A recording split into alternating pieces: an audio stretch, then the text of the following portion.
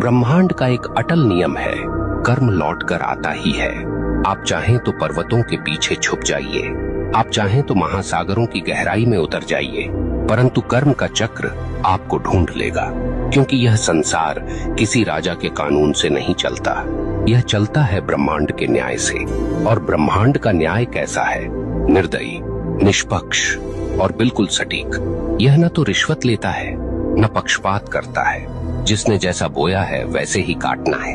अक्सर लोग पूछते हैं, अगर कर्म इतना ही शक्तिशाली है तो क्या प्रार्थना, तपस्या या दान इसे बदल सकते हैं? सुनिए, प्रार्थना से आपका हृदय शुद्ध हो सकता है, तपस्या से आपका मन स्थिर हो सकता है, दान से आपके कर्मों में प्रकाश जुड़ सकता है, परंतु जो किया है उसका फल भुगते बिना कोई विकल्प नहीं। हाँ, आप उस फल को हल्का कर सकते हैं, उसके वार को धीमा कर सकते हैं, परंतु उससे भाग नहीं सकते। ब्रह्मांड की अदालत में तारीख टल सकती है, पर फैसला कभी रद्द नहीं होता। अब सोचिए, जब आप किसी इंसान के साथ अन्याय करते हैं तो वास्तव में क्या होता है? वह इंसान आपको कोसता है, उसकी आत्मा से निकली आह सीधी ब्रह्मांड तक पहुंचती है और ब्रह्मांड इसे दर्ज कर लेता है। अब वह आह आपके जीवन की राहों पर कांटे बनकर बिछती है। कभी वह आपके काम बिगाड़ देती है, कभी वह आपके घर में कलह भर देती है, कभी वह आपके मन को बेचैन कर देती है और आप सोचते हैं ये सब क्यों हो रहा है, पर आपको याद नहीं रहता कि आपने किसी और की राह काटी थी। आप भूल गए, पर ब्रह्मांड ने नहीं भुलाया। यहाँ एक बात और समझ लीजिए, कर्म केवल नकारात्मक नहीं होता। जैसे बुरा कर्म लौटता है, वैसे ही अच्छा कर्म भी लौटता है। कभी किसी को सच्चे दिल से सहारा दिया तो वह सहारा एक दिन आपके लिए दीवार बनकर खड़ा हो जाएगा।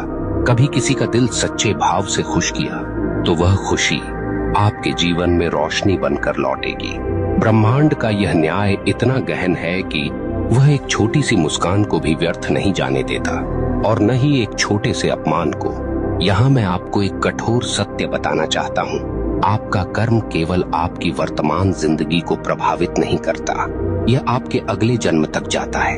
हाँ, जो कर्म आपने अधूरे छोड़े हैं, जो गलतियां आपने स्वीकार नहीं की, जो दोष आपने ढोए पर सुधारे नहीं, वे सब अगले जीवन में भी साथ चलते हैं। इसलिए कहा गया है, मनुष्य अपने कर्मों का वारिस है। आप सोचते हैं मैं तो मर जाऊंगा, इससे किसे फर्क पड़ेगा, परंतु मरने से कर्म का खाता बंद नहीं होता। आपके शरीर का अंत होता है, पर आपकी आत्मा वही सब लेकर आगे बढ़ती है। ब्रह्मांड तब तक चैन नहीं लेता जब तक आपको आपके कर्मों का फल न दिला दे। अब आपसे एक प्रश्न पूछता हूँ, क्या आपने कभी देखा है कि कोई बच्चा जन्म लेते ही संघर्ष में होता है और कोई जन्म लेते ही वैभव में? क्या आपने कभी सोचा है क्यों कोई अपंग पैदा होता है और क्यों कोई जन्म से ही स्वस्थ और बलवान? क्यों कोई भूख में जन्म लेता है और क्यों कोई सोने की थाली लेकर? यह सब संयोग नहीं, यह सब कर्म का लेखा है। ब्रह्मांड किसी को बिना कारण दुख या सुख नहीं देता। अब एक और गहरी बात, कर्म केवल व्यक्तिगत नहीं, सामूहिक भी होता है। कभी आपने देखा है कि किसी पूरे समाज पर विपत्ति आती है, पूरा नगर डूब जाता है, पूरा गांव अकाल झेलता है, कभी कभी पूरे राष्ट्र पर संकट आता है। क्यों? क्योंकि उस समाज के सामूहिक कर्म का परिणाम वही होता है। अगर लोग सामूहिक रूप से अन्याय करें, सामूहिक रूप से भ्रष्टाचार करें, सामूहिक रूप से निर्दोषों को सताएं, तो उसका फल सबको भुगतना पड़ता है। यही कारण है कि इतिहास गवाह है, सभ्यताएं उठी और सभ्यताएं मिट गईं,